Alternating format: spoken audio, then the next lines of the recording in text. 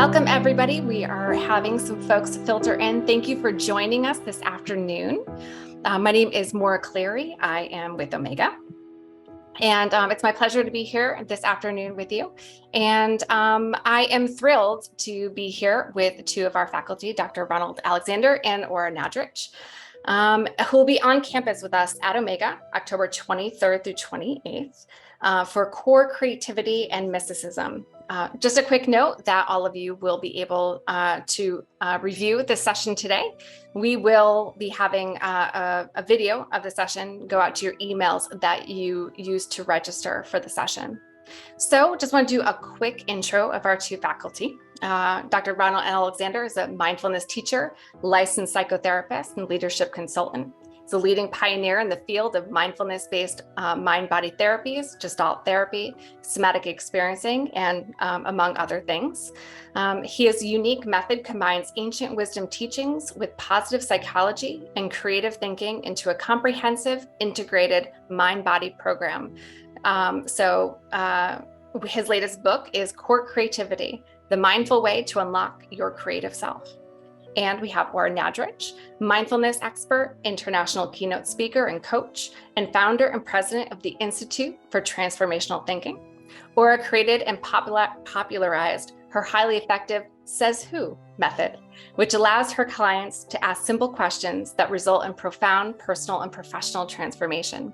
And her latest book is Mindfulness and Mysticism. So welcome. And I'm going to start us off with a question to kick us off. For those who may be new to your work, can you give a simple overview of what you mean by core creativity and what you mean by mysticism?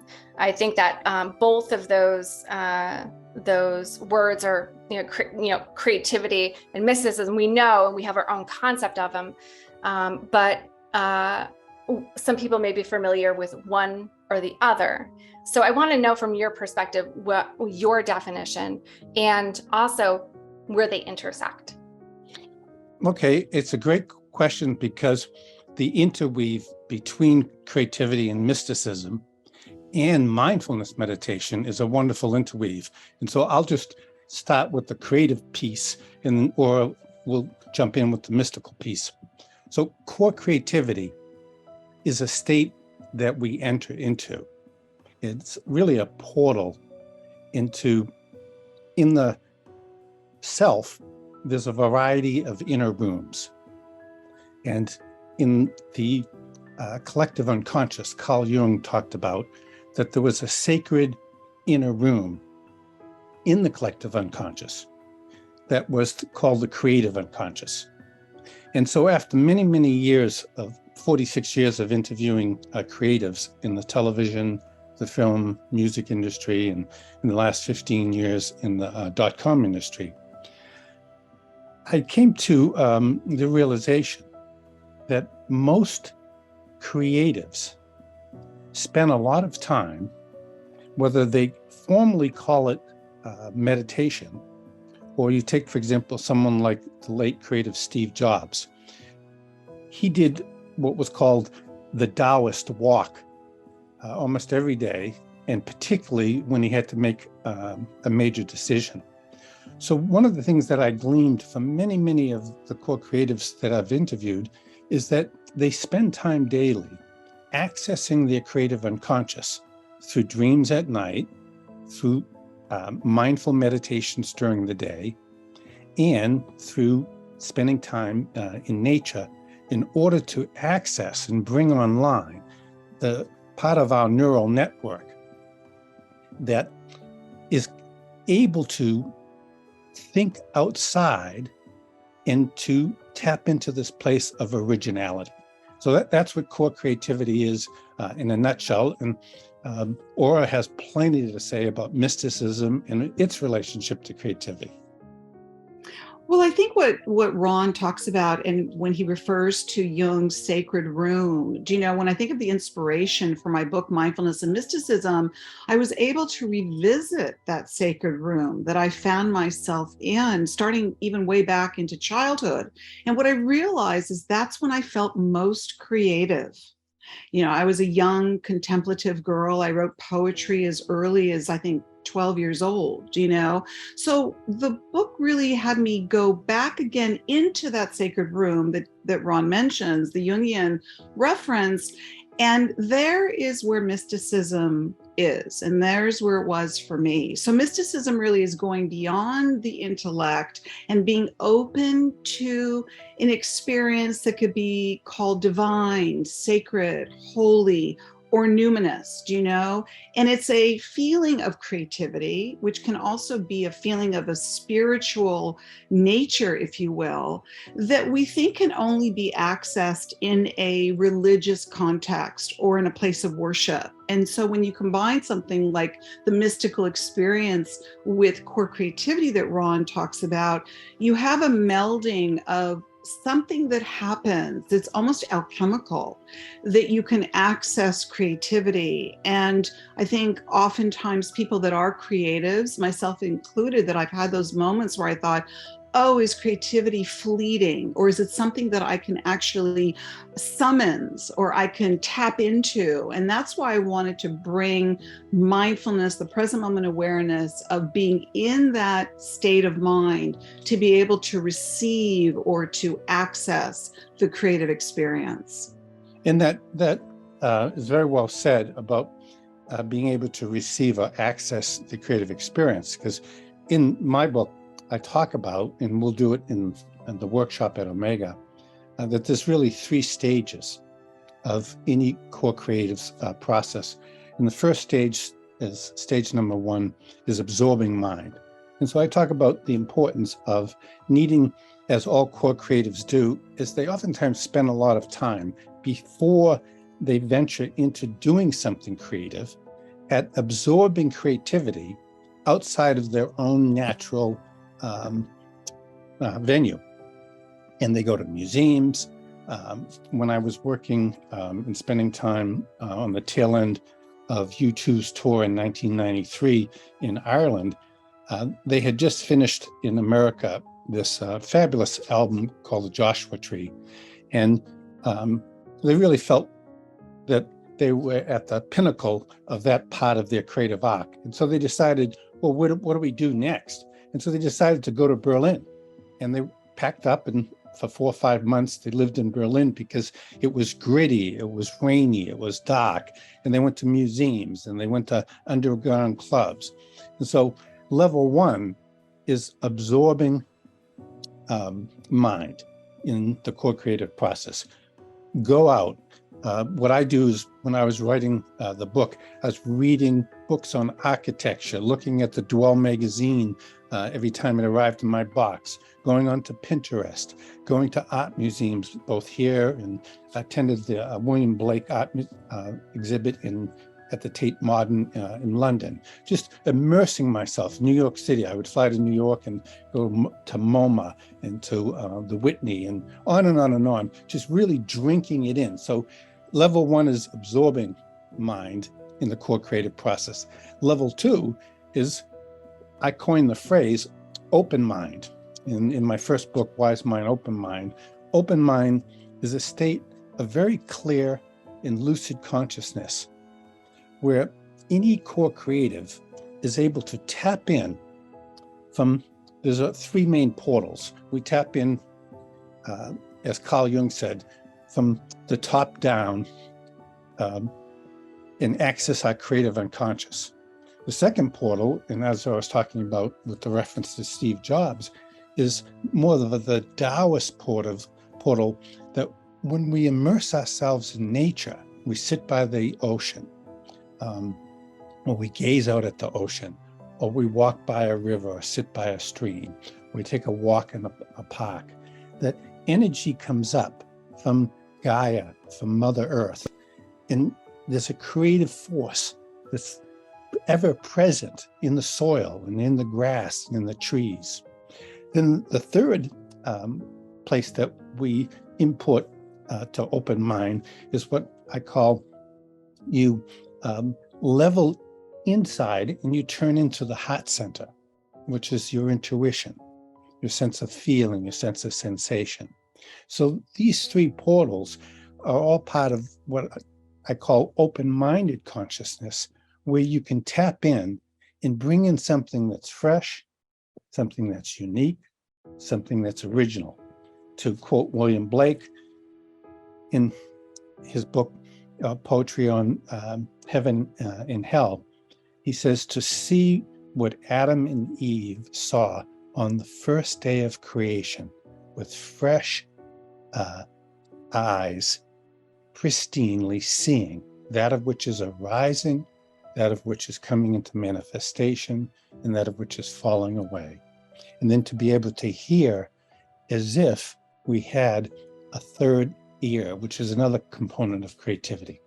And then the third part, very quickly, of core creative process is activating mind. So you have absorbing mind, you have open mind, and then you have activating mind, which is you've got to get to work. It's not enough just to receive wonderful, brilliant images and ideas and forms. You got to bring them in, harness them. And that's what we'll be teaching in the workshop.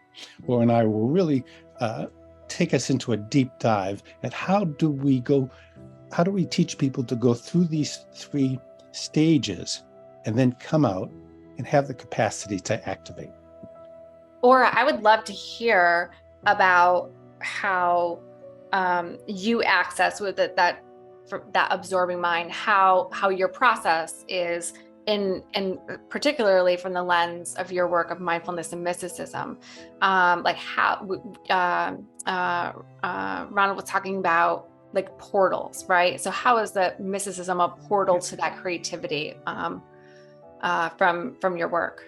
Well, I think, again, if we look at the creative experience, if you will, not as something that eludes us, but something that we actually, again, can access, and we can welcome it into our lives. I think of somebody like an author might find themselves having what's called a writer's block. And I remember even as a writer early on, that was a fear that many authors feel. It's sort of a self-imposed fear, if you will, that I may be very fertile in my writing right now, but for all I know, I could instantly go into writer's block. So for me specifically, the creative process, and part of what Ron was talking about, I do feel that one has to be in that sense of receptivity. And so, one could say, well, how do I get there? And things like, some of Ron's suggestions of, even like you two going to Berlin, for me, I do subscribe to the Virginia Woolf room of one's own, or, we can call it that sacred place. Where is that room of your own? For me, it's going into that room, which is my creative space. So I've anointed it as such. This is my creative space. This is where I allow myself to be open to receiving the mystical experience, which again goes beyond, it transcends the intellect. And it allows me to be open to receiving that, whether, again, it's divine presence, you can call it what you will, holy, sacred, divine presence, the numinous, that which feels sacred to you. Think of yourself as a vessel, and that it's allowing to come through you like it's an energy. And I view it as a divine energy that comes through you, from that to the hand, to the pen, to the keyboard. And it feels fluid, and one doesn't view the creative process as something that's scarce. I view it as abundant.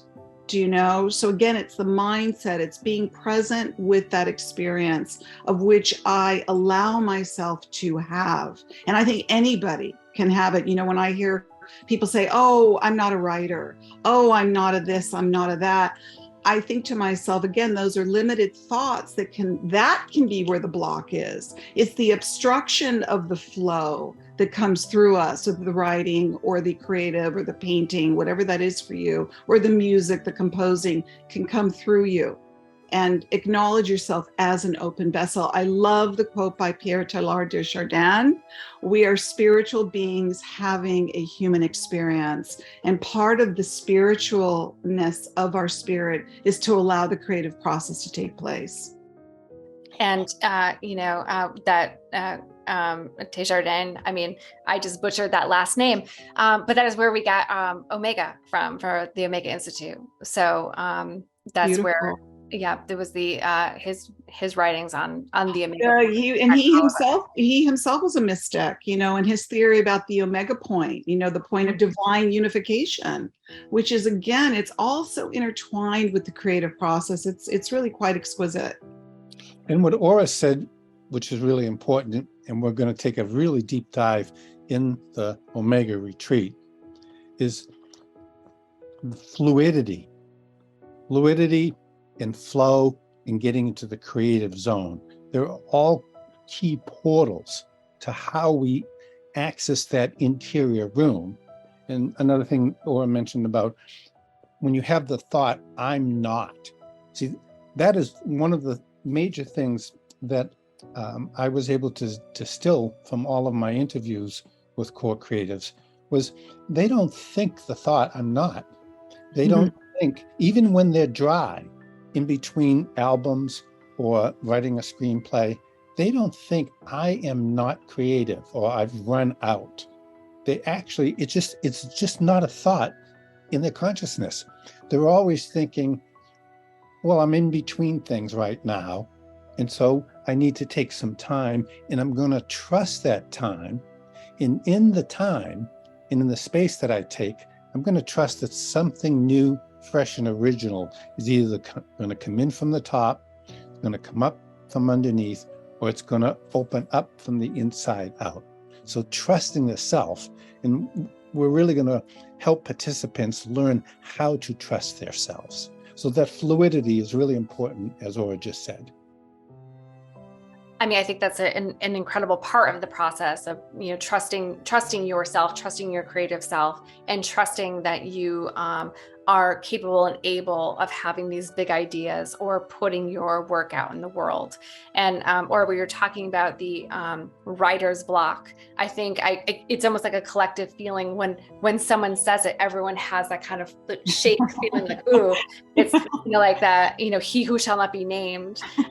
It's so true. The visceral So feeling, yes. Right? Of the because it is almost the embodiment of all of our fears as creative people, right? It's like, oh, it's coming for me now, and now everyone will know. It's so true. It's true, Maura.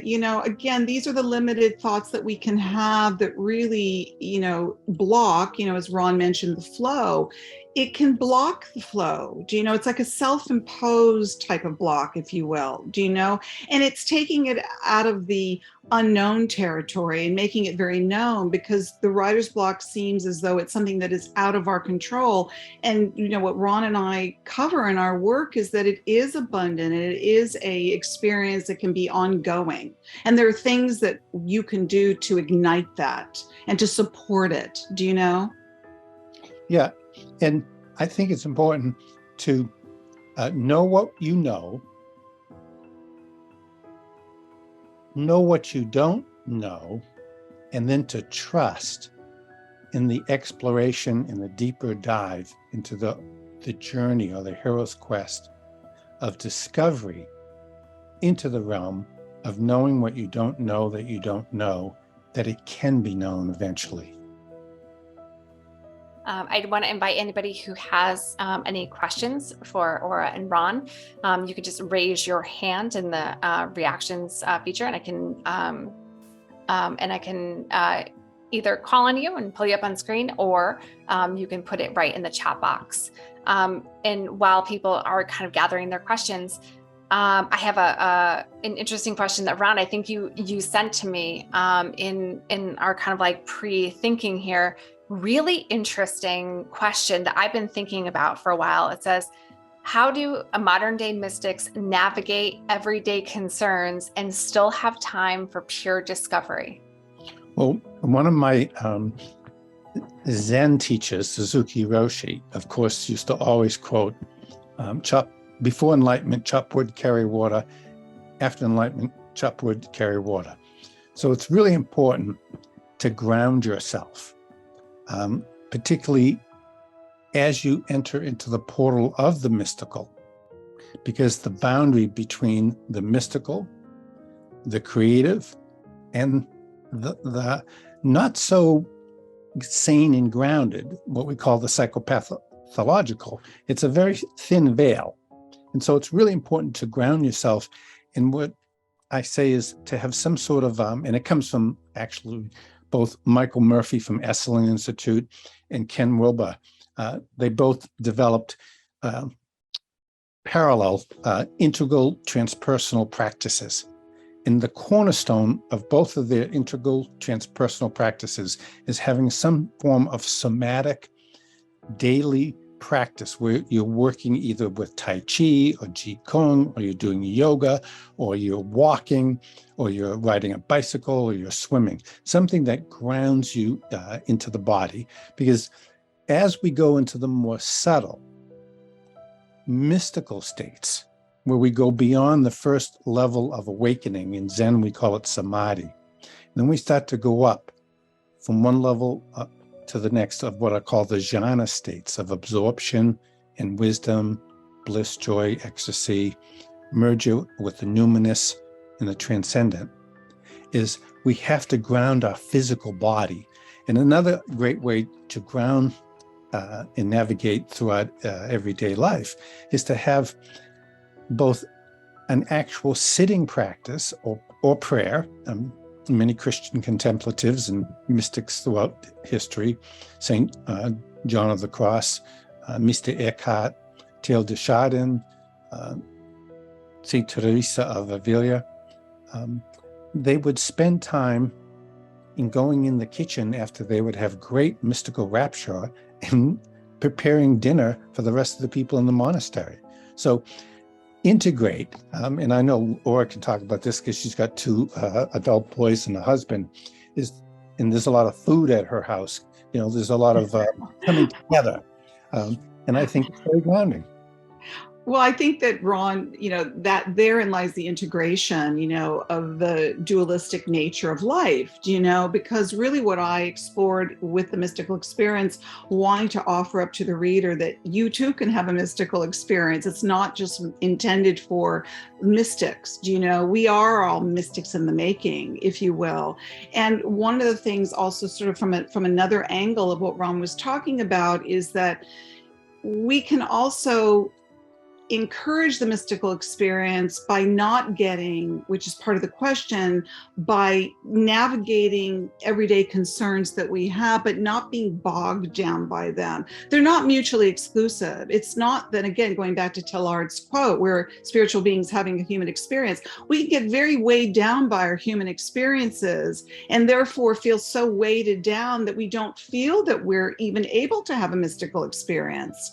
So I don't think that they're mutually exclusive. I think you can navigate the everyday mundane concerns of life, but also etch out time for yourself so that you can have the balanced life of the creative, inviting in the mystical, to have those experiences, which can even be, by the way, what I talk about in mindfulness and mysticism, watching a sunrise and a sunset.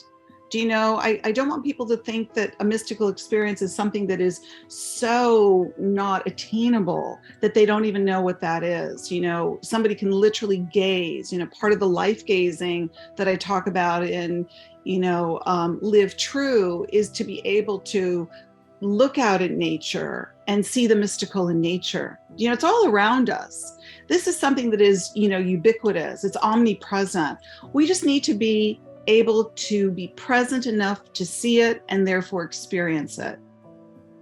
I think in some traditions they call it the householder, like the people who are living out in the world, who are incorporating all of these practices to live a very full life, and to for many people, I think that we've become conditioned to possibly think that it's going to be the most earth-shattering, mind-blowing experience, when really we're having these experiences daily. We just need to maybe quiet our bodies, quiet our minds, and be open to them because they're happening every day.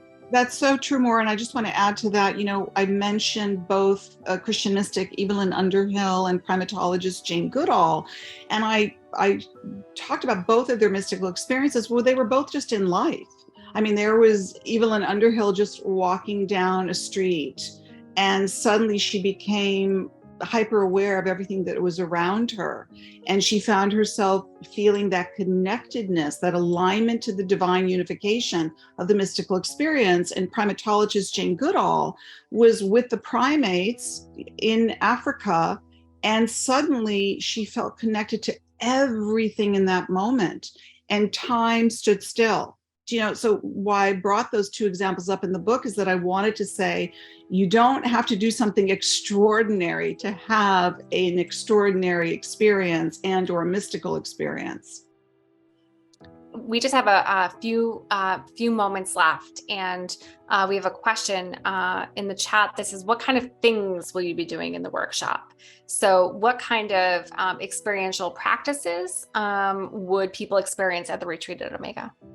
We're going to do a variety of somatic practices from both the clinical theory of somatic experiencing, but also from integral transformative practices, things like some Qigong exercises, Tai Chi movements, and then our assistant, a wonderful yoga teacher, Julia Nugent, she's going to be taking us through stretching and asana and pranayama breathing practices each and every day. We'll have a morning and then more of a restorative at the end of the day yoga practice. And we'll be doing some silent meditation walks outside the room throughout the retreat.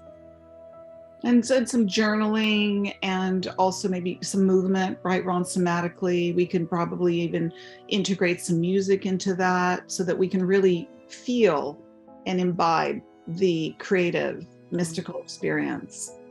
And the retreat will be a deep dive using meditation, visualizations. We'll also pay attention to dream work, because what we both have learned from Carl Jung over time is when participants are involved in a community, there's a certain sacred space that develops in that community. And oftentimes people have, again, these downloads of dreams at night while they're in a retreat setting that are really pinpointing and very pivotal. Because we're going to try to capture those dreams and share them in our group process, and work with them also using gestalt therapy techniques in active imagination from the Jungian psychological perspective. That's all the time that we have, and that retreat sounds like a dream. And every once in a while, I'm like, my work at Omega, when we have sometimes have hard days at Omega, and I'm like, am I doing what I'm supposed to be doing? And then I have a conversation at 4:00 in the afternoon, on a Thursday that started off before everyone got on about David Byrne, now we're in Carl Jung and mysticism, what a treat, right? Being open to the experiences of life and the moments of joy that we get to have. So I am hoping that everyone who is on this call can come join us. Any last thoughts? Well, just that we were talking about David Byrne in the pre-chat, and he's a wonderful living example of someone that was a wonderful creative with the talking heads. And he continues to pay attention and to respect the richness of his inner life, and has gone on now to continue to create new music, new sounds, new lyrics.